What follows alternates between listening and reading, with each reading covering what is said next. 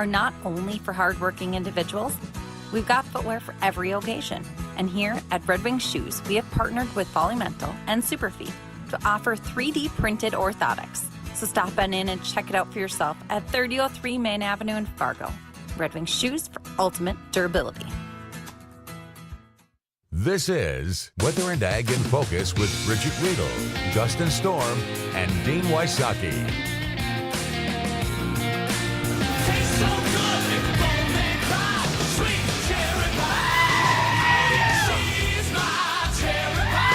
Yeah, welcome to the program. 106 on this Thursday afternoon. It's a beautiful day out there, and hey, we were making a little bet, me and Dean were, before we were going to come on here. The airport reports temperatures every hour. So we looked at the last hour at, what was that? 11:53 for the noon o'clock temperature rating. And I think it was noon o'clock. Okay. It was 31 degrees. And on the roof, just before the new temperature came in here at the Flag Studios, it was 32. So I was assuming that it would be 35 at the airport, you know, the good old classic +3. It is on. Try again. No, can you hear me or no? Take it out and push it back in. All right, just switch to the other microphone. Yeah. Switch to 3.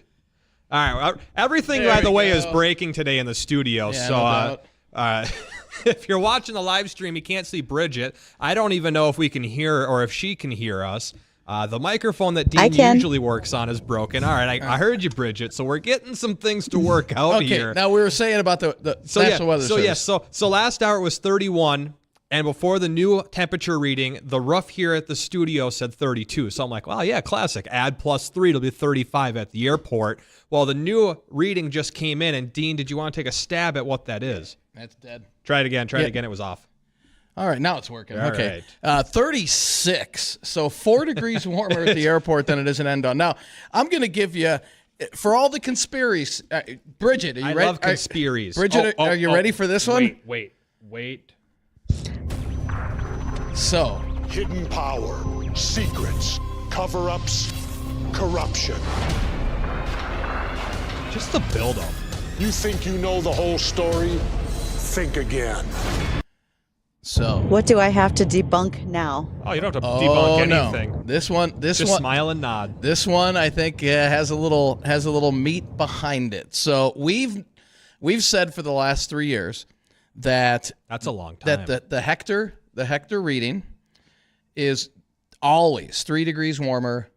Not always. It's generally 80 to 90% of the time. It's 3 degrees or warmer than the Endon site, and so there's some certain people in the community that met with the National Weather Service and brought this up to them and said, "Hey, several people did. Hey, you know, this is an ongoing problem. Maybe we're not the only ones who are noticing it too. There are other entities that are like, yeah, there's something wrong here. Maybe the National Weather Service needs to, kind of fine tune the sensor out there." Yeah. Well, come to find out that Endon from Daryl Richardson, they run about a degree, like specs can be a degree off.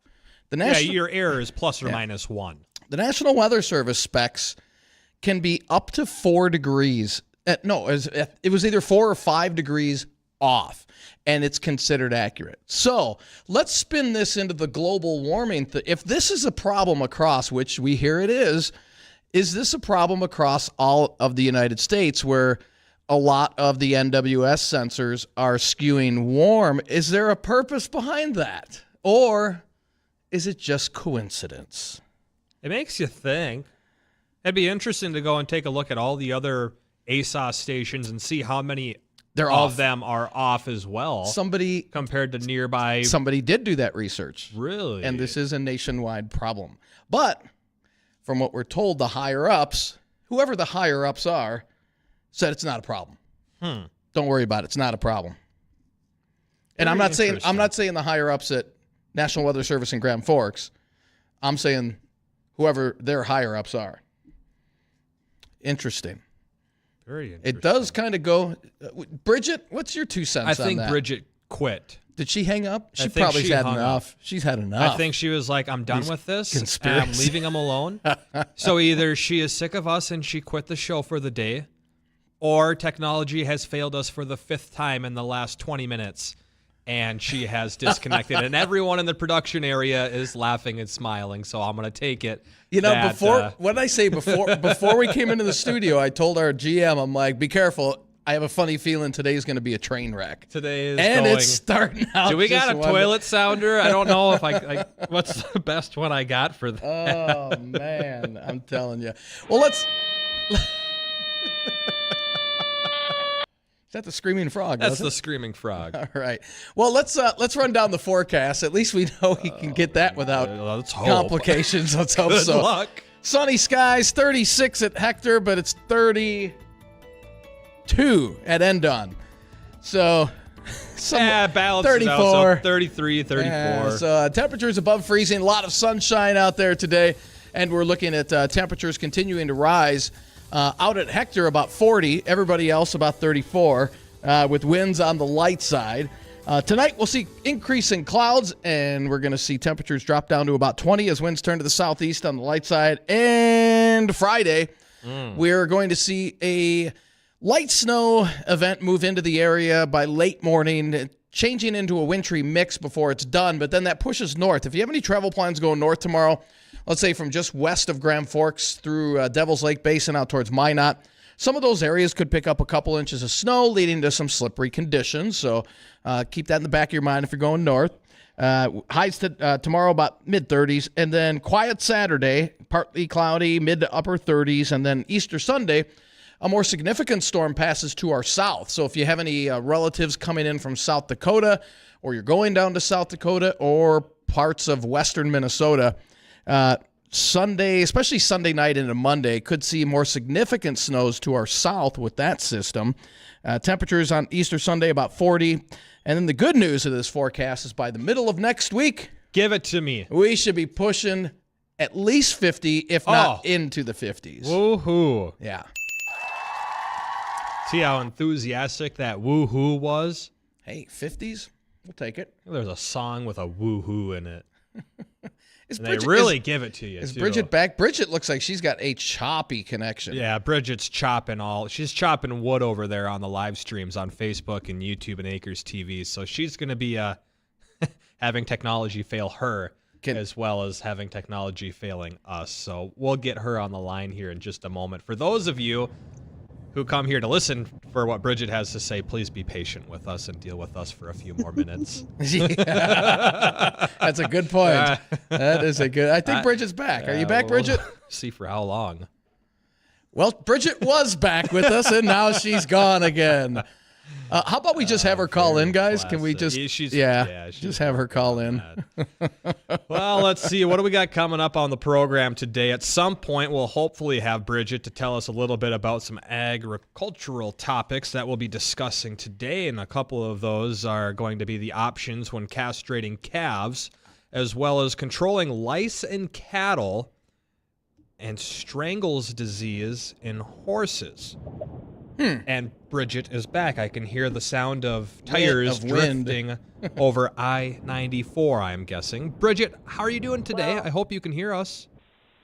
I can hear you. Our dwindling listening audience is screaming help. Well, here's the thing. Y'all said my video was choppy. That's what happens when you're in a moving vehicle, guys. Oh, it was more than bouncy, though. It was like you're like standing still, and then like a second later, you're like way off to the left, and then you're way off to the... Oh, yeah, you were glitching all over the place. This is how I drive. Who are you kidding? Yeah, right. Bridgette on the road. Bridgette, where are you off to? I am nowhere near I-94. I am actually on Highway 75, just north of Topeka right now. So headed a little further south than normal, gentlemen. Yeah, Just getting left Holton, all the toe jam out. Yeah, I thought you'd hate to stay in the same place too long. Yes, on. Topeka, Now, cute, very fun. Topeka. When are you heading back? So that's a big question. I was thinking arriving sometime on Monday Oh. How bad is that decision? Well, Gentlemen. if you can wait till later Monday, because the storm system will be ripping through South Dakota Sunday, well, mainly Sunday into Sunday night. So if you can wait till Monday to come back, I think you'll be okay. Define a storm system and mostly in South Dakota, could you please? Well, We're it's going to need a little more mainly- detail than that, don't you think? It's mainly rain in the southern half of South Dakota and Iowa Saturday into Monday. Once you get north, though, it's going to be but once snow. you get north, the northern half of North Dakota, it's going to be snow. South Dakota. South Dakota. Northern half of South Dakota, yeah. Man. Technology, talking, words. Yeah. Today is a train wreck. So once you get north of Sioux Falls, Watertown maybe, you're going to be running into snow coming on Sunday. Well, let's be honest. Once you get to Summit anyway, it's always a blizzard there, and it doesn't matter what time of the year. So that's not really a big difference now, is it? Does that mean two Good point. things? What's Does that? that mean what? I said, does that mean two things? When you get stuck in Summit? Never mind. It went over you guys' heads. For those that know, no. But anyway, we got a fun guest that's going to be joining us in our next segment. That's going to be Nathan Jets, is it not? Or Jestes? It is. Yes, and hopefully Nathan is able to connect because it sounds like between Dean's microphone and my video, things are not working well anyway. No, so we've got hopefully it. better for Yeah, him. we've got Nathan connected. We can see him, so I think we're good to go on Nathan's Great. end. Yeah. So Nathan's a bullfighter, and he is what most of you would just say rodeo clown. So I think we have to ask him the differences between those two things, why people love to see him at a rodeo, and just how dangerous is that? Because normally when we have somebody upset with us, it's not 2,000 pounds of angry trying to chase us down, but it can be for him. You haven't seen my ex-wife?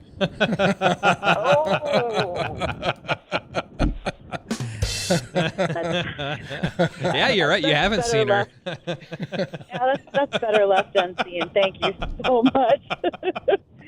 Goodness. All right. Alrighty. So when Nathan's going to rejoin us, today is all about livestock and apparently as much chaos as we can handle. So stay tuned. When we bring Nathan right back, we'll get a chance to visit right after this.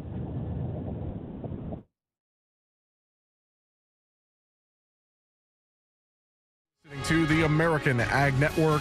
I'm Jesse Allen with this market update. Once we're getting final settlements in here for the livestock trade, a solid day in live cattle up triple digits with mixed activity in feeder cattle and in hogs, with corn moving up somewhat significantly here after the lower corn acreage number and more from USDA. That's weighing on this feeder cattle complex a bit. We see no new cash cattle trades really developed yet, but packer interest should develop here throughout the afternoon, we expect. Box beef prices mixed with choice down 28 cents, 308.30, select up 268 at 301.11 per hundredweight. We see asking prices in the south, 186 plus, and in the north at 300 to 302. Now, weekly export sales numbers, beef, 12,700 metric tons, up 15% from the previous week. As we saw South Korea, Japan, and China, the top buyers. Pork net sales, 55,300 metric tons, a marketing year high, up 64% from last week, with the top buyers Mexico, Japan, and Australia.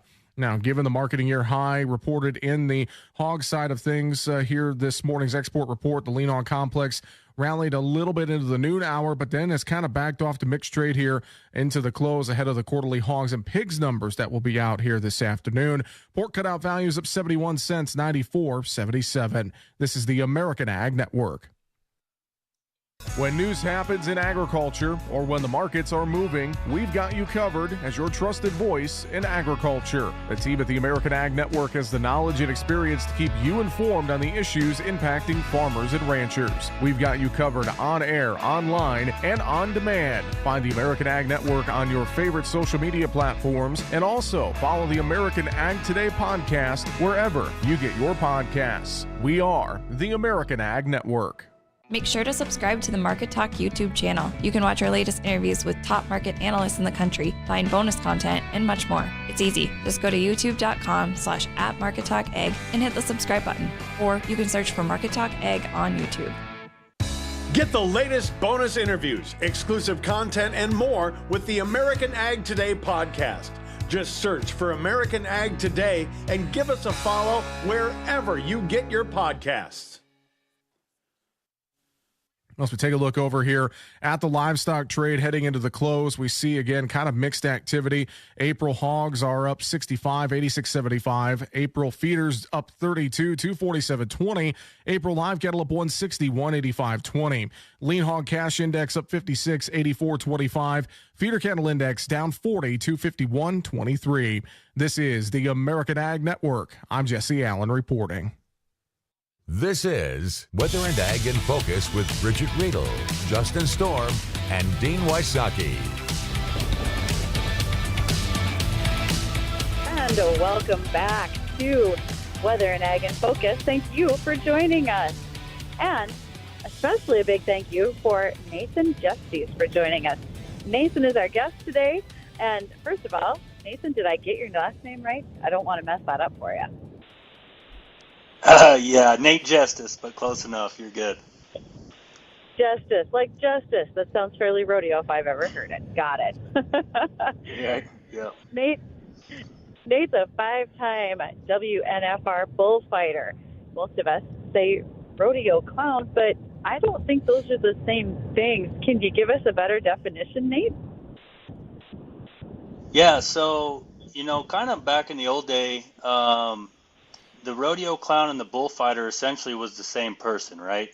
The guy that was out there telling the jokes and entertaining the crowd during the bull riding, he'd kind of step out of those shoes and step into his cleats and protect the bull riders and kind of take on that more serious job.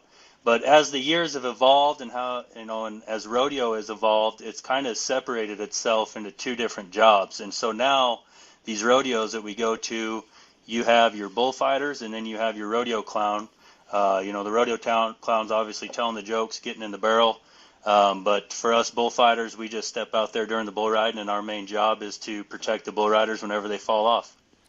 And Nate, speaking about getting in the barrels and that, what kind of force, if you can compare it to something, if you're in that barrel and that bull comes charging and just hits you full force, what could you compare that to? Well, I personally have never been in the barrel and gotten hit by a bull, but I can imagine if you were to get into a washing machine and then get ran over by a Suzuki bug or something, that'd be about what it would feel like. Oh, man.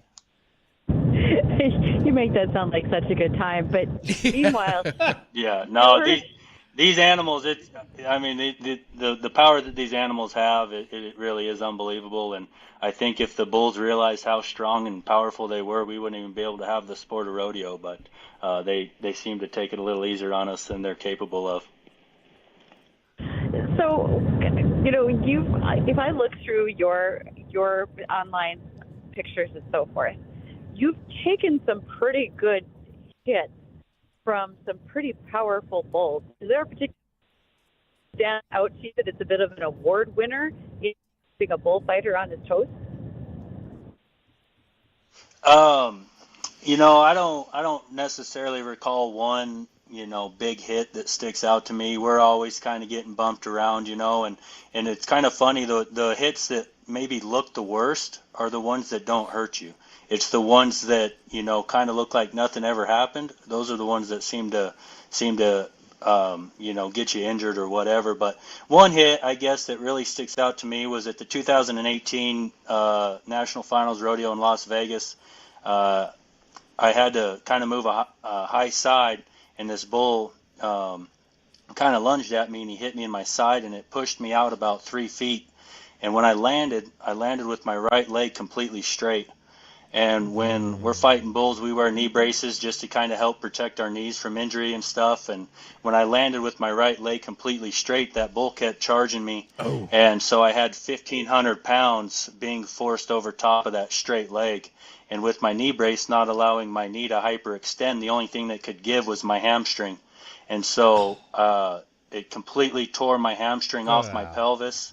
Long story short, we had to get special reconstructive surgery to make that reattachment, and I had to go out to New York City and see a specialist out there, and he reattached my hamstring, and we rehabbed it for about 8 months, and were able to get back in the arena. Oof. Wow. Man. Wow. Oh. Okay, so we've all heard the song, Mama, Don't Let Your Babies Grow Up to Be Cowboys. So exactly at what point did your young self say, yeah, can't wait to go be in the arena with bulls and other livestock? Well, my story is a little different than most bullfighters. You know, a lot of bullfighters will try riding bulls at first, and they figure out they're not very good at it, and so they kind of make the transition to fighting bulls. But me, I never grew up in rodeo. I'm kind of the first generation in my family to ever step in a rodeo arena. I always grew up playing sports, and I had a lot of friends that rodeoed and stuff, and always been a big fan. But I played other sports like hockey, football, and lacrosse. And when I went to college at Montana State University to learn how to fly airplanes. And I got a part-time job out at the airport just to learn about the aviation industry. And I met a guy there. He was actually my boss. His name was Al Sandvold, a North Dakota boy, actually. And just got to know Al, and he fought bulls professionally, and went and watched some of his local rodeos around Montana, and just kind of realized how much of an athlete it took to be a bullfighter. And I kind of missed that inner athlete in myself, just growing up playing sports and moving off to college and not being an athlete anymore. I just wanted to kind of be an athlete again, and so I asked Al if he'd teach me how to fight bulls, and so he took me up to Montana State's rodeo practices every Monday and Wednesday. And first time I got ran over, I was hooked. I wanted to get up and do it again, and it's kind of history from there. Wow, man. You know, I've always thought that out of all professional sports, that hockey players are probably the toughest. But boy, Nate, I'll tell you, I think you guys win the prize on that. You guys are obviously very tough, and you've got to have pretty darn good insurance. But my question is, and I'm sure you've been asked this before, outside of the hamstring injury, how many bones have been broken doing what you do? I've actually got through my career somewhat healthy. Other than that hamstring deal, I broke my leg back in 2020. It seems like we're always kind of dealing with some broken fingers, or another one I did is kind of, you don't think about it, but I got kicked in the face and I broke 2 teeth out of my mouth. So it's always kind of dealing with those minor little things like that. Okay. So not too bad. So if that's getting by pretty healthy, what's not getting by very healthy look like for others in your career? Well, I mean, it can get pretty serious out there. We know some guys that have broke their back, their neck. Head injuries are always a big thing that, guys don't like to mess around with. But we just kind of, in what we do, injury is part of it. It's not a matter of if, it's a matter of when. Right. And you kind of got to make light of it. And, having that fear of being hurt holds you back from doing your job the best you can. So you just make light of it, kind of keep it in the back of your mind that it might happen, and go out there and do your job as best as you can. Right. And how about when it comes to bullfighting? Is there some sort of ladder or ranking system for how you either get the gigs to do these jobs, or and I'll make the example for in sports, when you're reffing sports, especially at the higher levels, you get judged on your performance, on the calls you make. And the better you do, the higher up in the leagues you get, until maybe you're at the top of the NFL, or you're reffing the Super Bowls based on your performance. Is there a similar ladder structure when it comes to bullfighting? Do you move around between different circuits or events across the country based on how well you perform in keeping the riders safe in those situations? In a way, yes. So as a bullfighter, we go wherever we're hired. And a lot of the bigger rodeos, the cream kind of rises to the top, right? And so a lot of these bigger rodeos, the better bullfighters are at those rodeos, and whenever somebody retires or quits or a job becomes available, those other bullfighters, kind of recommend the next guy to come in. So if you're doing a great job and you're going and if your peers think that you're one of the top bullfighters, then your name will probably get put in the hat at that big rodeo. But at the end of the year, September 30th is the cutoff date for the year. No, the top 15 bull riders in the world after September 30th go to the NFR in Las Vegas. And so after September 30th, the top 15 bull riders vote on the bullfighters on who's going to go to fight the bulls at the Wrangler National Finals. And so they have 2 rounds of voting. The first round, those bull riders can vote on all the bullfighters in the PRCA. And then after that week of voting's over, the PRCA will count all the votes, and then they'll establish the top 5 vote getters. And then the top 15 bull riders will vote again, but then they can only vote on those 5. And then the top 3 go to the Wrangler National Finals. So in a way, yes, there's a way to progress through your career, but just going and doing your job and impressing the bull riders is, kind of how we get to the Super Bowl of rodeo. Right on. Well, very interesting. Well, hey, if you're listening, you got some questions you want to ask Nathan. Again, he's a bullfighter. Give us a call on the Red Wing Shoes shoe line. That's 701-293-9000. Email us to the program, or weather or ag@flagfamily.com.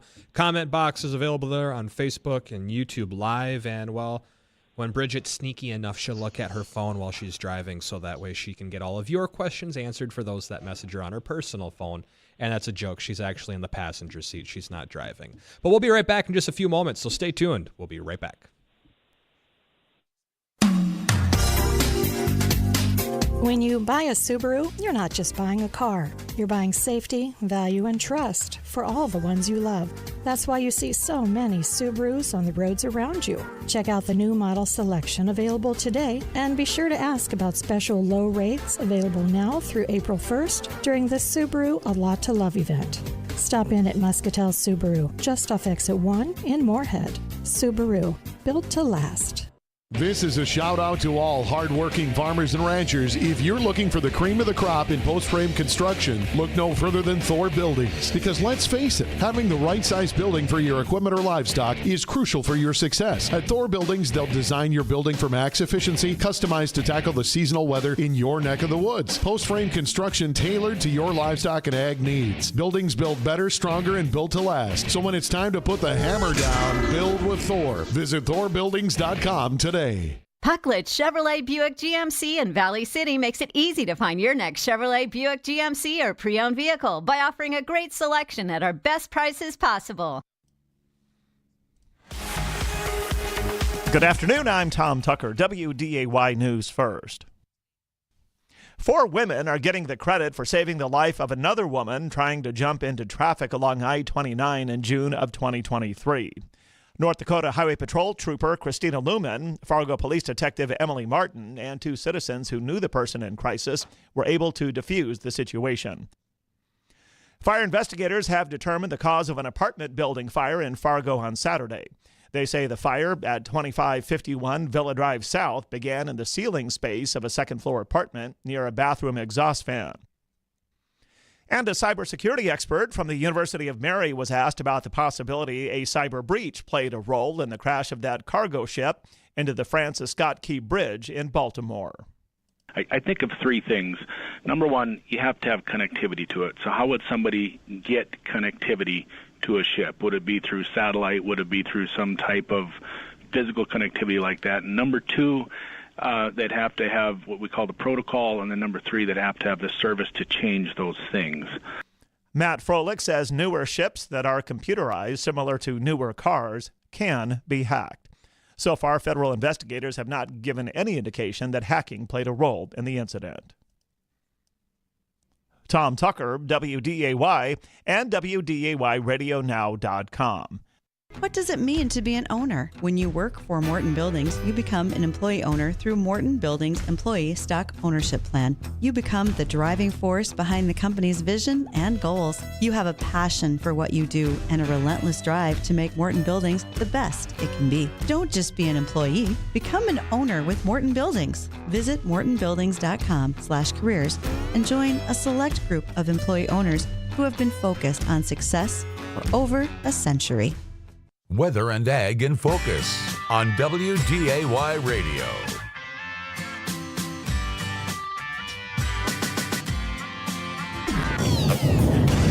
And welcome back to Weather and Ag in Focus. Thanks for joining us and spending your afternoon here. We greatly appreciate it. And I want to reiterate that commercial that we just heard coming from Morton Buildings, because they do have a career for you. MortonBuildings.com/careers would love to have you join their excellent team. They are 100% employee owned. They have great pay, benefits, and even quarterly bonuses, as well as trips to places like Jamaica, earning them on the job. And if that's not the job that you want, well, that's why we have a guy like Nate Jestes with us today. He's going to talk about his job. He's a bullfighter. And when I say that, a lot of people think like the running of the bulls in Spain. Nope, not that one. No, karate chop. Think rodeo arena. And so for those listening, please do send your questions to us on the Red Wing shoe line, 701-293-9000. I had a question from a listener for you, Nate. What's the most crucial training, in your opinion, that's vital for you for a performance? Kind of two things, really. Fighting bulls, we're always dealing with fractions of seconds, right? And so we need to make sure that we're in the top physical shape that we can. So working out, being in the gym, trying to be the best athlete we can, that helps us cut down on those fractions of seconds. And also a lot of film study. After every rodeo, I'll go back and I'll watch the bull riding, and I'll screen record it onto my phone, and I'll go back and watch it in slow motion, and kind of just go forward and back through each video, and figure out what I did right, or figure out some things I could have done differently. And just watching film, it kind of just ingrains it into your brain, and it almost becomes muscle memory out there when you're doing it. Because like I said, with those fractions of seconds, we work off of reaction. We don't have time to think out there in the arena. And so watching film just helps you react, in the right way, and put yourself in the right spot each and every time. So, Nate, when you say watching film, that brings to mind like a repetitiveness, seeing the same competitor time and time again. How often do you see the same bull throughout the series, throughout the year, or even by the time to Las Vegas for NFR? Yeah, I'll see some bulls a couple times throughout the year.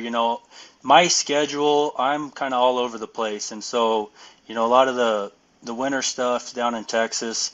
So I'll see some bulls down there, January, February, March, and then my summer's all over the board: Wyoming, Colorado, South Dakota, and then I'll go up to Oregon, Idaho, Washington later on in the year, and so I'll kind of see a whole different set of bulls up there, and so I'll see them a few times throughout the year, but for the most part, I don't really pay attention to it very much.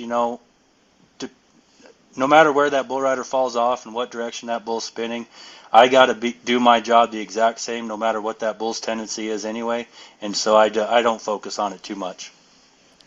And Nate, has there been any time in your career yet where you've actually been just absolutely terrified, like, I'm in trouble? No, that's actually, one of the worst things you can do. And people ask me all the time, do you get scared? Do you get nervous? And the answer is yes. I wouldn't say scared, but the nerves are definitely there each and every time. But as a bullfighter, you learn how to kind of use those nerves in more of a focus rather than a fear. And so each and every time you step out in the arena, you've got the same focus and the same mentality. And the more you do it, the more comfortable you get around bulls and, around mean bulls and stuff. And so you kind of just trust your abilities and go out there and stay focused and, take the job one step at a time. Is there one bull that comes to mind that you faced that, all right, this is the meanest bull that I've ever run across? And is he still, if there is he still on circuit? Well, back when I was doing some freestyle bullfighting competitions, yes, there was. I mean, there was a handful of bulls. You'd show up to a freestyle bullfighting competition, and that's the one you didn't want to draw. You wanted to kind of draw around them. But if you did draw them, you had a good chance at winning it too. But as far as bucking bulls go, there's a few bulls that stick out to us, that just have a tendency to be a little smarter than some other ones. And so, when I say smart, I mean like they're mean and they know where the bull rider comes off, so they can kind of set us up as bullfighters and set the bull rider up to make sure that he gets his horns on somebody. But it's just one of those things. You take a deep breath and just read the situation, react, and if he gets you, part of your job as a bullfighter is to be in the wreck instead of the bull rider, and so you just gotta kind of put it in the back of your mind and do your job.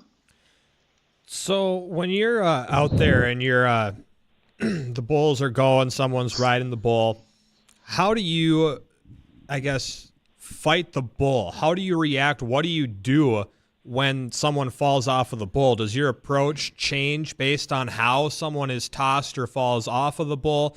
And then again, what are you actually doing? What does that mean when you're protecting the person who falls off? What are you doing in that instance? Yeah, no, that's a good question. A lot of people that don't know kind of watch it and they think we're just running around like a bunch of chickens with our head cut off, right? But that's the farthest from the truth.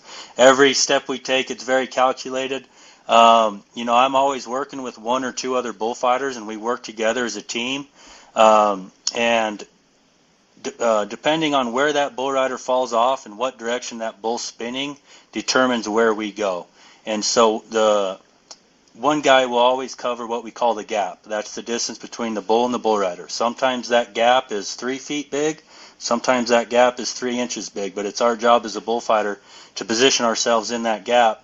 And then the other bullfighter, he's kind of working an offside pick. So he's trying to move in on the offside and get that bull's attention on him away from the bull rider and the other bullfighter. And, once we make our initial move, it's our job to get that bull's attention on us, and once we have it, then we can work together as a team in a circle and keep that bull's attention on us.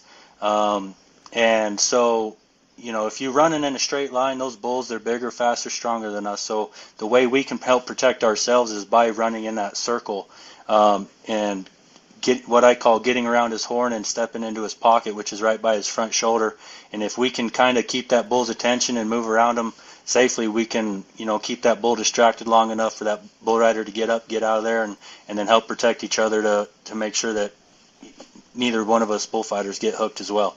I see. And then I got one more for you, and I don't know if this has ever happened to you or with the other folks that you work with, but if it comes up in training or if you've had to do this, what do you do if you can't get a bull off of a person? Or when I say that, maybe the bull is on the person and trying to get the bull away, just it wasn't successful. The bull wanted nothing to do with you. It's like, no, I want this person. What do you do to get that bull away or try to, or to get it off of the rider that fell off? For the most part, we're able to get a bull away. If we have a bull that kind of got his head down and pinning a bull rider down into the ground, if you go and put your hands on a bull's head, 9 times out of 10, he's going to throw his head straight up in the air. And so if we have a bull that's kind of just locked into the bull rider on the ground, we can go and, put our hip or jump on that bull's head, and he's going to throw his head up in the air.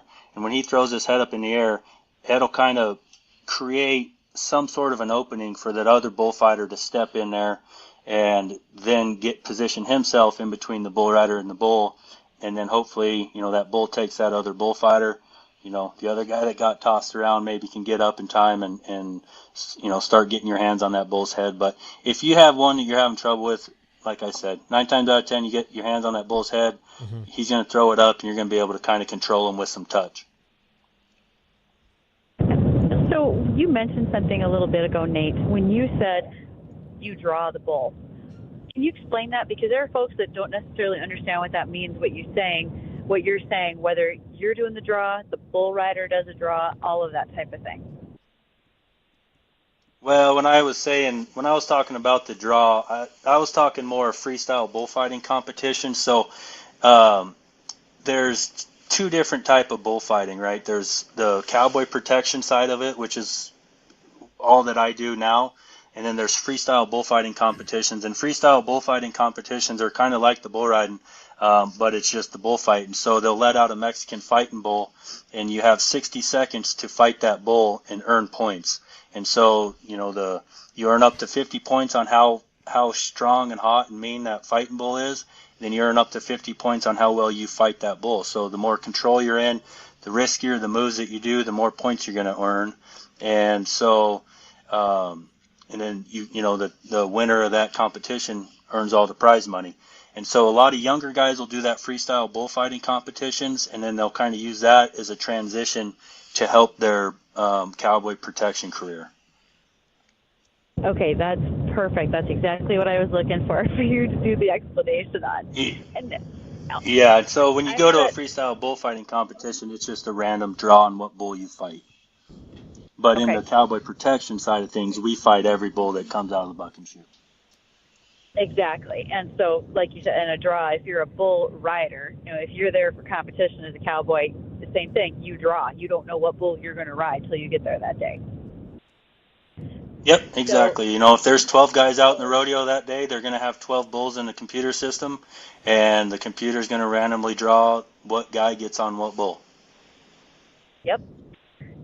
Which leads to the next question that I've gotten from a listener, and that is, do you have any first aid training, or are there any specific tactics that you need to know? So if you do have a severely injured bull rider, that you can take action in the ring, or are you all about the bull and there's somebody else doing the first aid? Yeah, I know absolutely nothing about first aid. So if somebody gets hurt, I'm the last one that's going to run in there and try to help out. I'm going to do my job, get the bull out safely. Every rodeo we go to, it's a requirement that an ambulance is on site. And so if somebody's, severely hurt, there's always EMTs there. And then a lot of these bigger rodeos that we go to, there's actually a Justin Sports Medicine program that goes to all these big rodeos. And so there's a handful of sports medicine people that are always watching, and they have trailers that they can treat people in. And then obviously if it's severe enough, stick them in the ambulance and take them off to the hospital. So this is a side of rodeo that most people sitting in the stands don't even realize exists. And Nate, thank you for spending some time today to share with us all of the things that you do when you enter the arena. We really appreciate that. Oh, yeah. No, absolutely. I was glad I could hop on with you guys. Yeah, thanks, Nathan. Thanks, appreciate Nate. it. Now, if people want to follow you because you have some outstanding photos on your social media, where would you like them to go to find you? I'm not a huge social media guy, but like you said, I'll post the cool ones and stuff. But my main one's Instagram. It's just @Nate_Jestes, and that's kind of where I post most of my stuff, is on Instagram there. It's pretty cool, so check it out. All right. Thanks, Nate, and for everyone else, pile up the rest of your questions and make sure that you are prepared with answers, because Justin's about to do Cheyenne Garden Trivia coming up next. Stay tuned.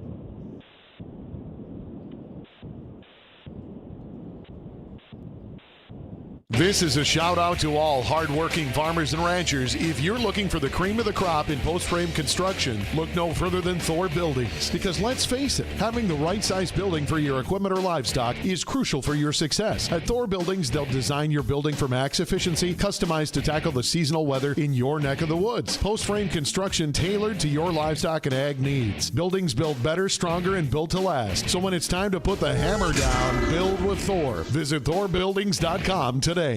As you know, Mike Lindell has a passion to help you get the best sleep of your life. After he invented the world's best pillow, well, he created the famous Giza Dream Sheets. They are the best sheets you're ever going to sleep on. The best night's sleep just got even better for a limited time. Free shipping on your entire order today.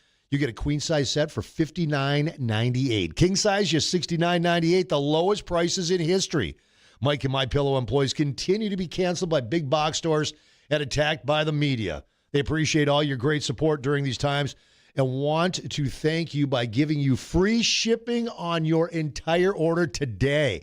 To get the best prices ever, go to MyPillow.com or call 800-875-0644 and use promo code WDAY. You get the famous Giza Dream Sheets, queen size for only $59.98 and king size just $69.98. So call 800-875-0644 or go to MyPillow.com. Use promo code WDAY to get free shipping on your entire order today.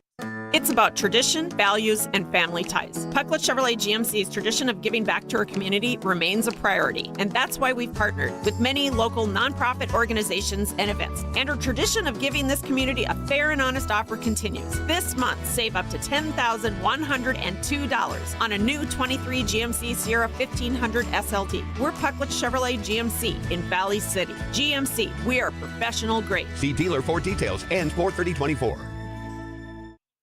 Attention farmers! Are unexpected breakdowns leaving you stranded in the field? Don't let downtime hinder your harvest. Advanced Diesel Repair is your trusted partner in getting you back in action fast. Their technicians specialize in swift diagnostics and top-notch repairs, ensuring your diesel equipment is up and running in no time. With Advanced Diesel Repair, you can count on reliable service and minimal disruptions to your farming operation. Advanced Diesel Repair, conveniently located off the I-94 Wild Rice exit and online at adrofhorace.com.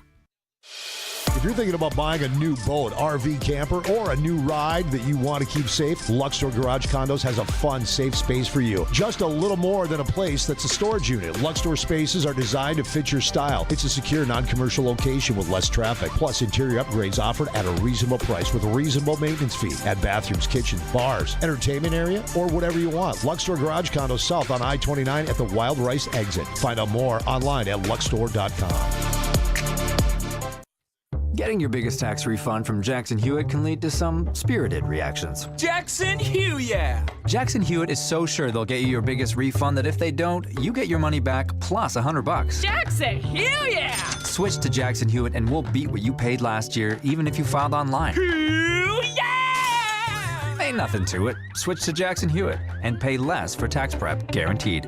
Proof of prior year payment required when filing. New clients only at participating locations through April 7th. Terms at jacksonhewitt.com. This is Weather and Ag in Focus with Bridgette Readel, Justin Storm, and Dean Wysocki.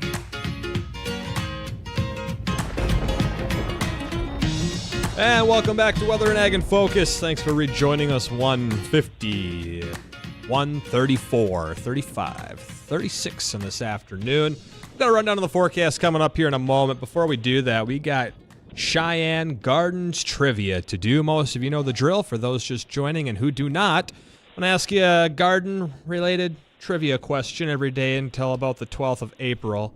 You win. Be the first person to call in with the correct answer. You'll win yourself a $10 certificate to Cheyenne Gardens. They're located just 10 miles north of Fargo. And you'll use the phone number, the Red Wing Shoes phone line, to call in with your answer, 701-293-9000. And your trivia question for today, this is somewhat garden-related. Reaching speeds of 75 miles per hour. Well, maybe I should rephrase this. Yeah, no, that's how I want to add. That's how I want to do it. Okay, so this is reaching speeds of 75 miles per hour, and at the same time, it can go from flying 25 miles per hour to a dead stop in about 3 to 4 inches. What am I?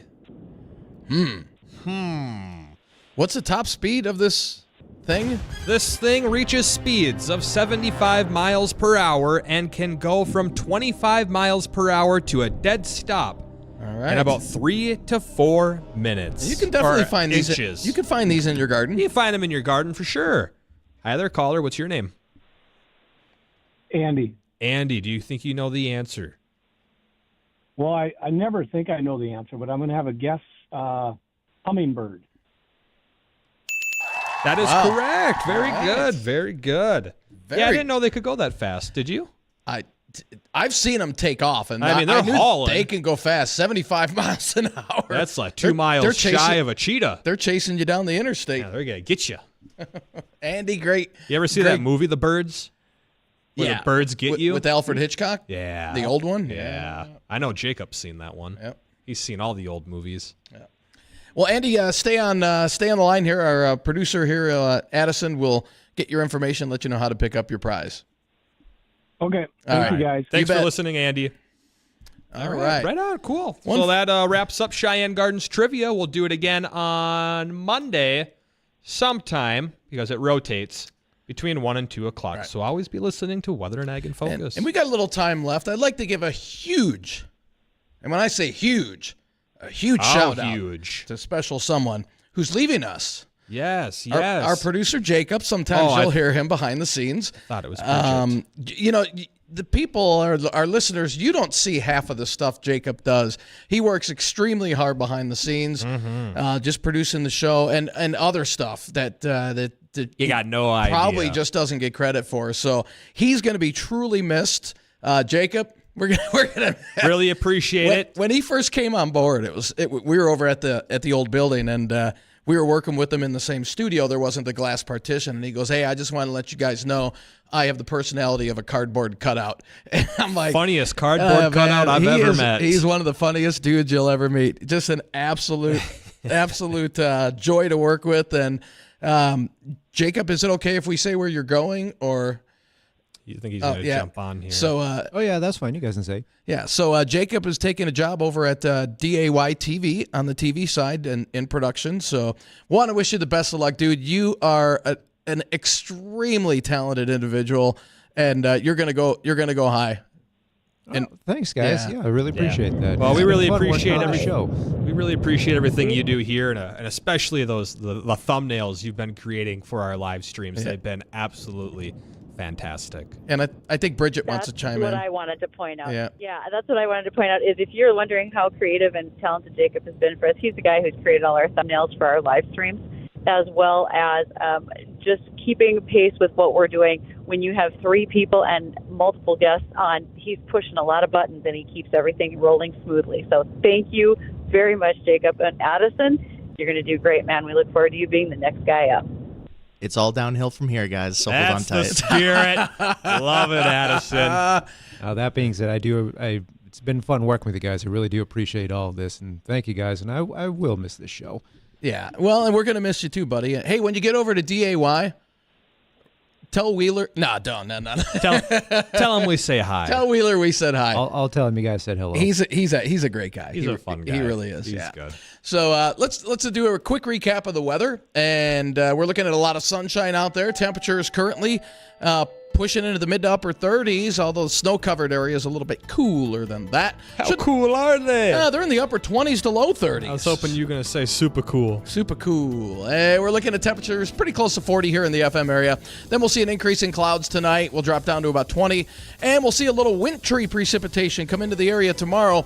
I think this is going to be focused north of the 94 corridor for the most part. Now, I do expect some wintry precip here in the FM area, half inch or less, but sometimes that's enough to kind of grease up those roadways. So keep that in mind if you're out tomorrow. If you're going north along that Highway 2 corridor, things could get a little worse up there, 2 to 3 inches possible. And then we'll see a break on Saturday, and a larger storm right now is slated to pass to our south on Easter Sunday into Monday. So if you have any travel plans going into South Dakota or kind of west central or western Minnesota, hugging that South Dakota border, those areas could get hit with some accumulating snow where it can make travel a little bit slippery. Right now it looks like about a 2 to 5 inch snow down to our south.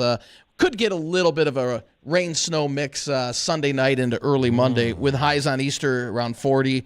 And then in the 40s on Monday, and then by the middle of next week, we're looking at temperatures at or above 50 degrees. That is going to feel nice. How long is it going to last? Well, a couple of our models are bringing in cooler air behind it. Some are keeping us warm all the way through that first week in April. So not buying it yet. The LRC model had us kind of cooling off a little bit for that first week in April. So something we'll definitely keep an eye on. But a couple of storm systems during those first 2 weeks of April that we're going to have to keep an eye on. Very, very good. Thank you, Dean. Appreciate it. You're not going to hear us. Well, you will. It's a best of tomorrow for Weather and Ag in Focus. But we'll be back on Monday, hopefully, from 1 to 2 o'clock in the afternoon. Thanks for listening. Jay Thomas Show with Jason Bergs coming up next. Looking for the best, most awesome, fantastic selection of beverages?